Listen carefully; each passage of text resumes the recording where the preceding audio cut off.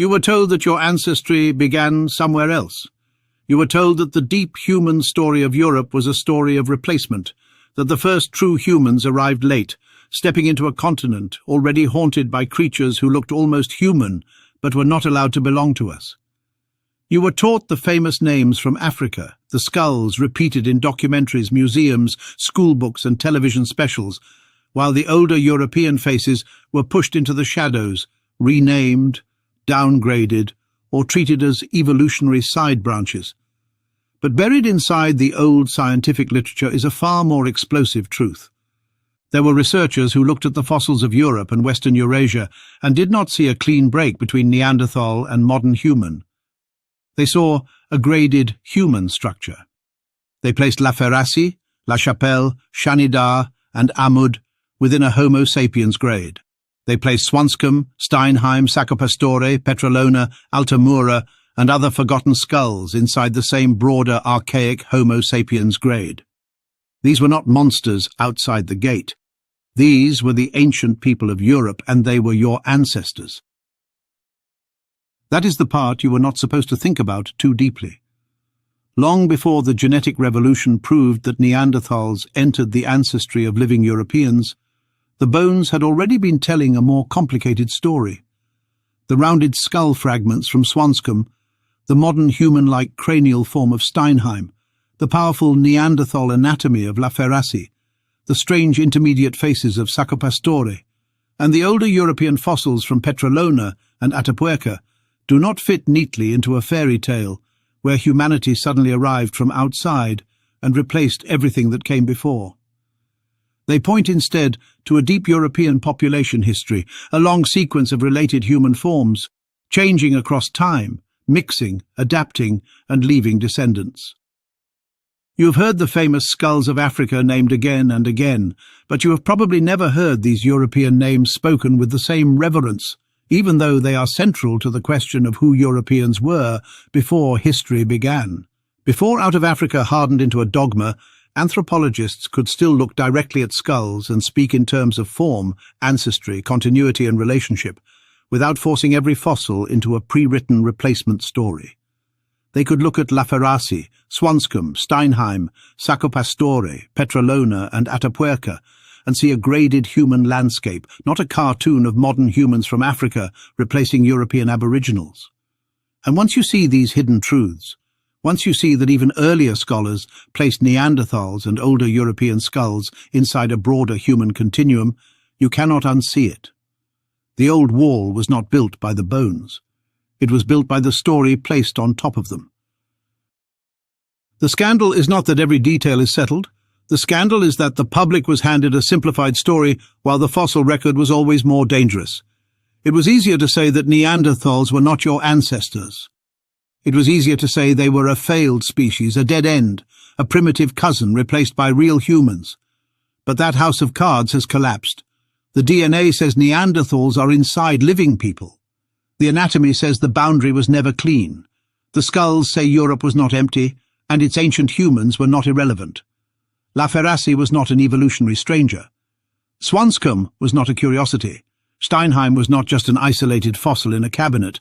These were faces from the deep ancestral landscape of Europe, and once you put them back into the story, the old replacement myth begins to look less like science and more like a carefully polished omission.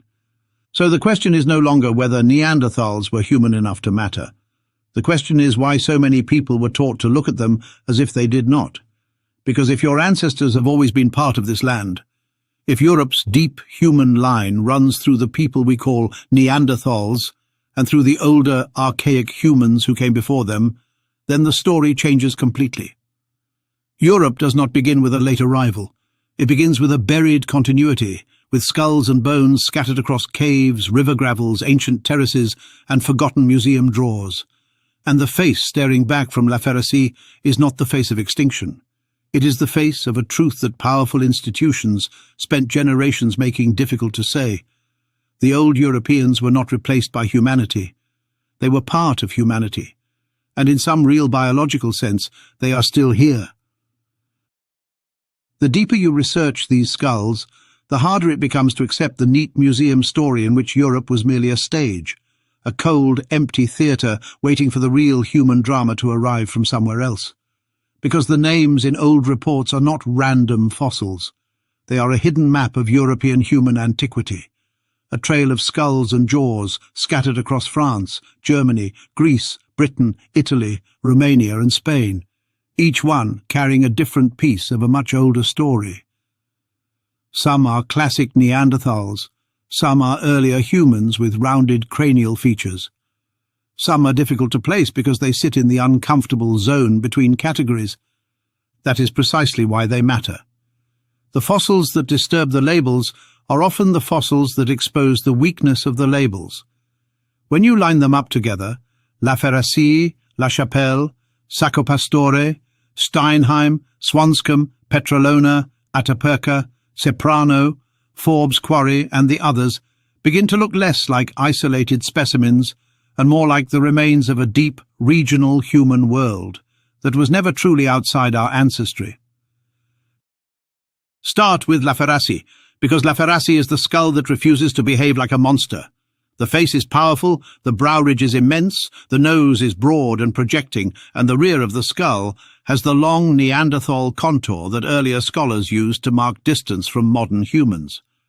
But the brain case is large, the skeleton is human in every practical sense, and the archaeological site itself belongs to a world of care, burial, repeated occupation, tool-making and Ice Age survival.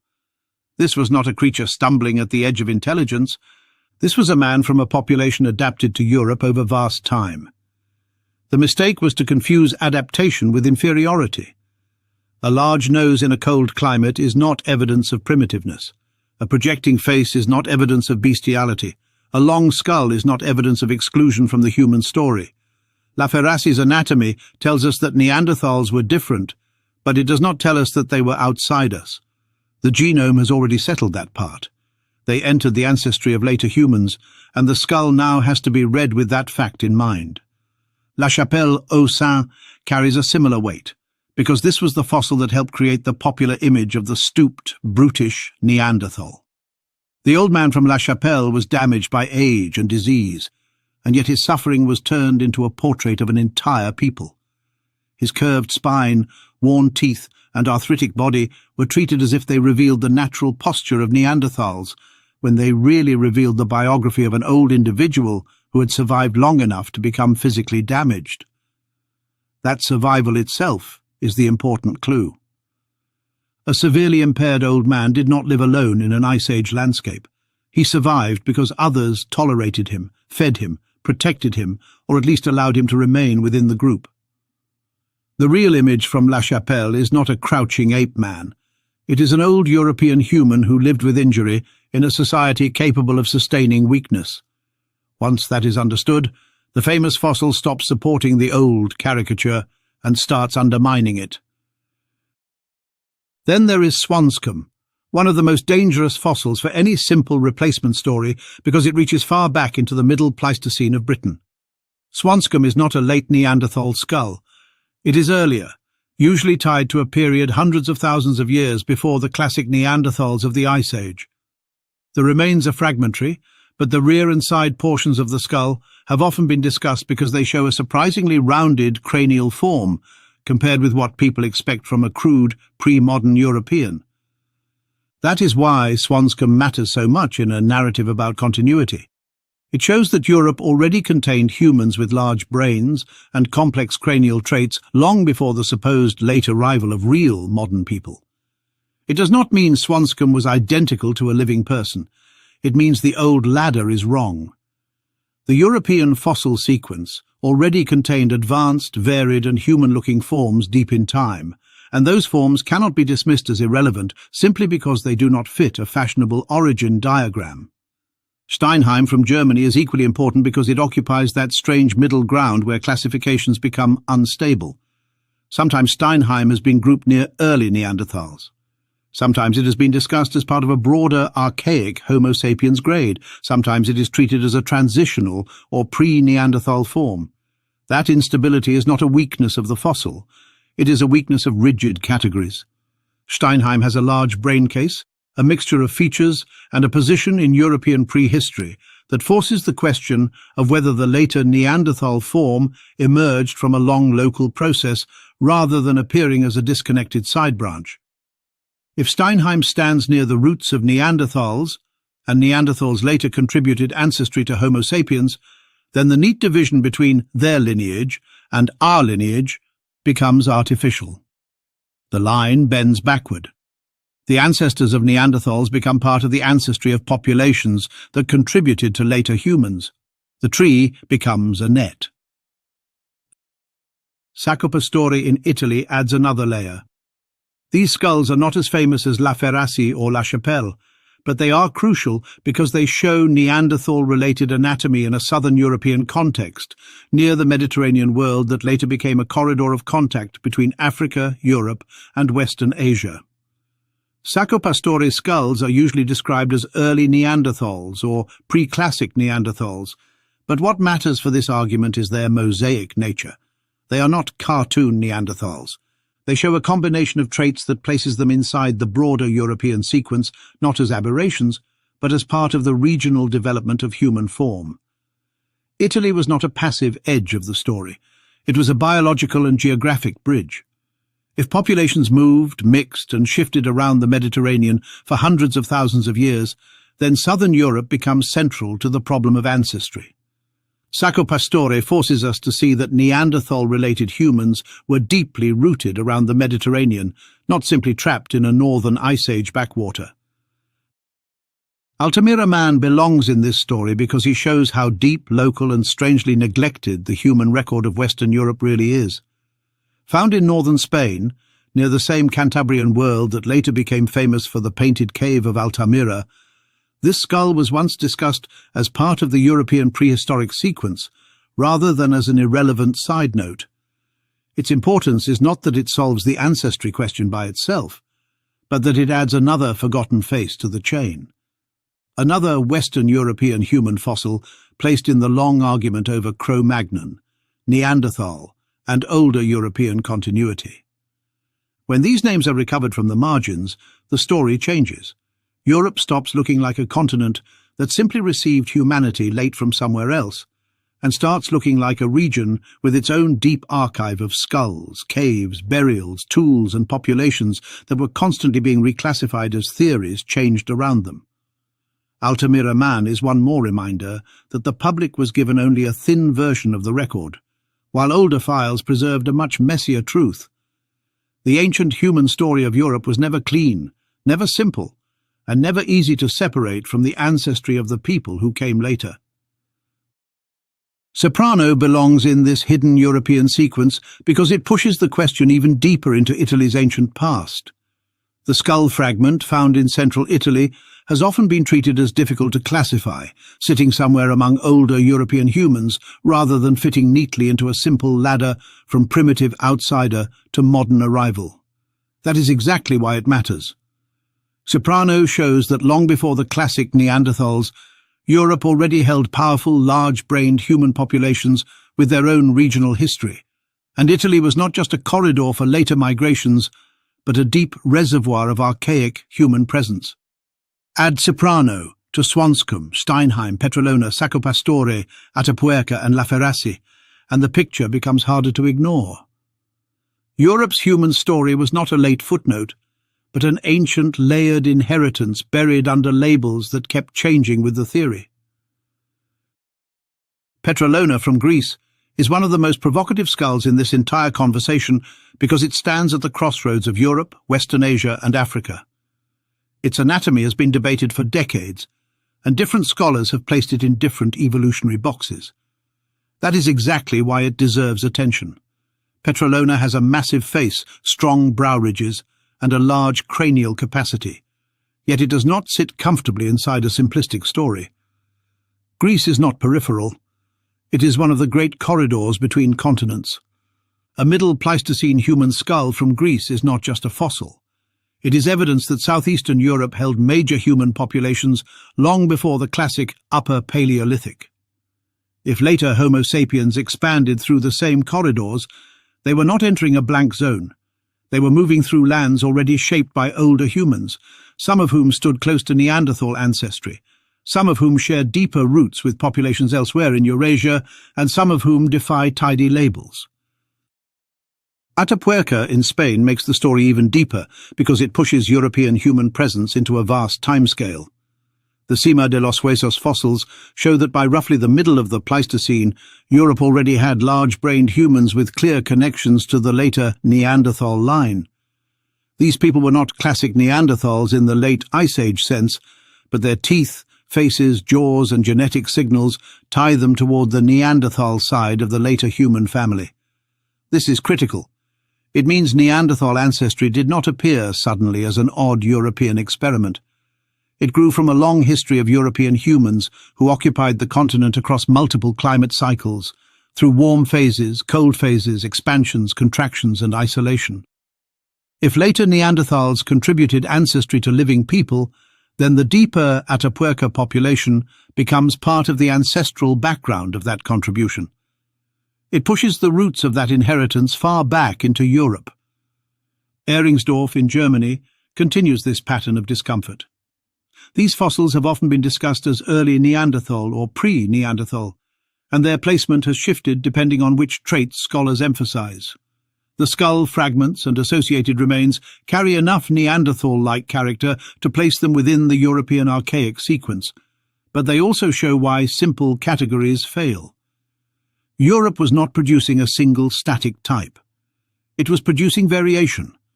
Populations were changing through time, sometimes becoming more Neanderthal-like, sometimes preserving broader archaic features, sometimes showing shapes that later scholars struggled to classify. This variation is exactly what one expects in a real continent-wide population system. It is not what one expects from a cartoon in which one failed species sits unchanged until it is erased by a superior arrival. Arago in Tauteval, France, has long been controversial, partly because the remains are fragmentary and their interpretation has shifted. But its presence in older discussions of human grades is revealing. Scholars used to wrestle openly with the possibility that some European fossils did not fit the strict Neanderthal category, yet also did not sit outside the broad Homo sapiens continuum. That older framework has largely been buried under later terminology, but the problem never disappeared. Arago reminds us that France did not only preserve classic Neanderthals like La Ferracie and La Chapelle. It preserved ambiguous humans, partial skulls, disputed forms, and evidence of a much more complex fossil landscape. The public hears simple labels. Specialists know the material is messier. Krapina in Croatia brings in another critical dimension: population. Krapina is not one lonely skull. It is a collection of many Neanderthal remains, fragmentary but abundant, representing a group rather than a single famous individual. This matters because ancestry is population history, not the biography of one fossil. Krapina shows Neanderthals as a living community across generations, with variation inside the group. It also shows that southeastern and central Europe held Neanderthal populations long before the final disappearance of Neanderthals. These were not marginal creatures waiting for extinction. They were established, variable, successful humans with their own regional histories. Later genetic work has shown that Neanderthals themselves had population divisions, turnovers, and movements. That makes Krapina even more relevant, because the Neanderthal contribution to later Homo sapiens did not come from a cartoon species. It came from structured populations, some closer to later introgressing groups than others, all part of a broader human network. Forbes Quarry in Gibraltar adds a symbolic punch because Gibraltar was one of the great late strongholds of Neanderthals in Western Europe. The Forbes Quarry skull, discovered in the 19th century, was one of the first Neanderthal fossils ever found, though its meaning was not fully understood at the time. Gibraltar later became famous for evidence of long Neanderthal occupation, coastal resources, caves, and survival near the edge of the Mediterranean.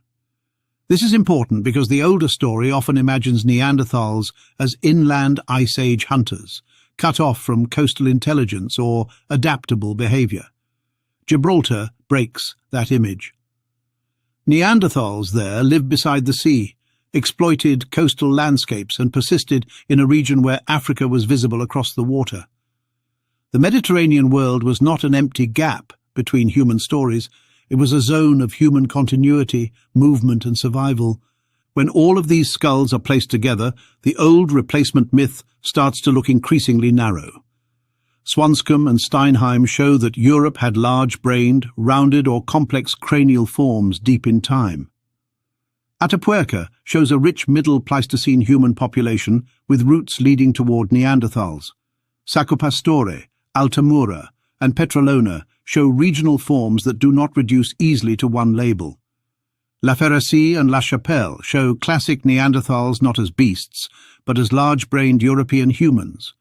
Forbes Quarry shows deep Western persistence. This is not a side story. This is the buried human history of Western Eurasia. The reason these names are less famous than certain skulls from Africa is not that they are unimportant.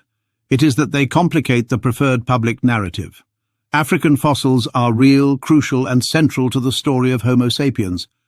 But the problem comes when they are used to flatten everything else, when Europe's older human record is reduced to a failed branch, while Africa is turned into a simple point of origin.